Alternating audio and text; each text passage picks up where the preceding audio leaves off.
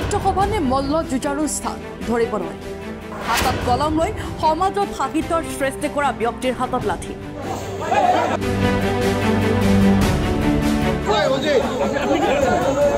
সাহিত্য সভাৰ কাৰ্যনিৰ্বাহকত মাৰপিটৰ ঘটনা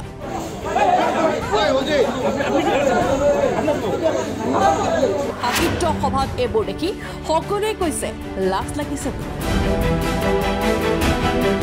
প্ৰথমে চাই লওক এই দৃশ্য সাহিত্য সভাৰ কাৰ্যনিৰ্বাহকত মাৰপিটৰ ঘটনা দেখিলে এই দৃশ্য আপোনাৰো লাজ লাগিছে চাগে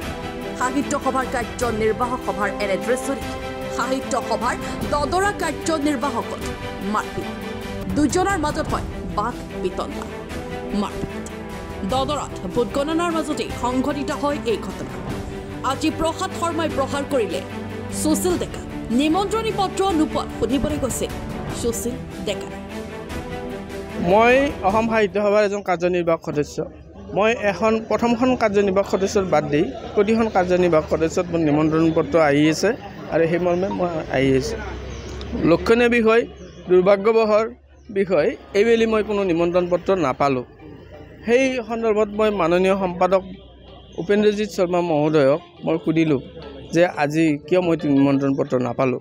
তেওঁ কৈছে যে তুমি নিমন্ত্ৰণ নোপোৱা তুমি যাব নোৱাৰিবা তেতিয়া মই ক'লোঁ মইতো নিমন্ত্ৰণ পত্ৰ প্ৰতিখনতে পাই আহিছোঁ আৰু মোৰে প্ৰস্তাৱ গৃহীত হৈ অসম সাহিত্য সভাত গৃহীত হৈছে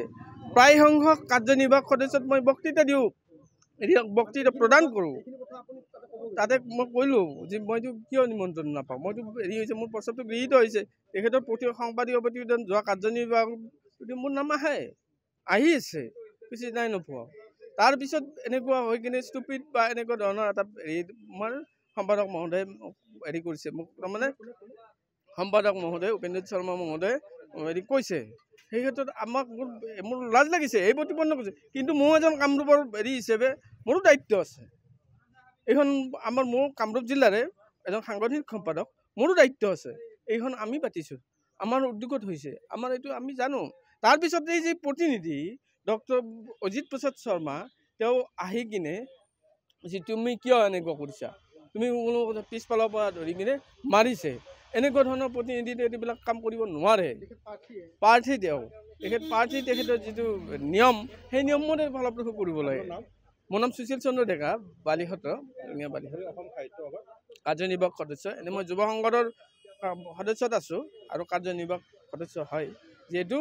মোক প্ৰতিখন সভাতে মোক নিমন্ত্ৰণ কৰি আহিছে প্ৰতিখন সভাতে নিমন্ত্ৰণ কৰি আহিছে সেই সভাত মই উপস্থিত আছোঁ আজি অপমান কৰিলে বৰ দুখজনক অপমান কৰিলে কি কাৰণতে এই ঘটনা হৈছে মই নাজানো এইটো এনেকুৱা মই অলপ বেলেগ মুখৰ পৰাও গম পাই আছোঁ কিছুমান মই হেৰি নিমন্ত্ৰণ পত্ৰ পোৱা নাই যা নহওক যাতে এই যি আছে এনেকুৱা ধৰণৰ যাতে হেৰি নকৰে যোনে নিমন্ত্ৰণী পত্ৰ পোৱা নাই ভুলবশতঃ হৈ যাব পাৰে সেই নিমন্ত্ৰণী পত্ৰবিলাক দিব লাগে আৰু মই অজিত প্ৰসাদ শৰ্মাকো মই এটা কথা কওঁ তেখেত প্ৰাৰ্থী তেখেতে যদি দাদাগিৰি হেৰি যদি কৰে দাদাগিৰি চিষ্টেমত যদি কৰে তেতিয়াহ'লে কিন্তু অসমৰ হেৰিটো নচলিব মোক মাৰিছে দৰটো বাদ দিয়ক পিছফালৰ পৰা মাৰিছে অসম সাহিত্য সভা ক'ৰ আমিতো অসম সাহিত্য সভা দুই একজন কোনোবা কাৰোবাক হেৰি কৰিব কোনোবাই কাৰোবাক হেৰি কৰিব অজিত শৰ্মা মাৰিছে পিছফালৰ পৰা প্ৰাৰ্থী এজন মাৰিছে কি কথা কি হেৰি সেইবিলাক কথা মই নাজানো মই এইটো জানো অসম সাহিত্য সভাত মই কাৰ্যনিৰ্বাহক সদস্য মই তাতে স্থান পাব লাগে Next news report and then for us.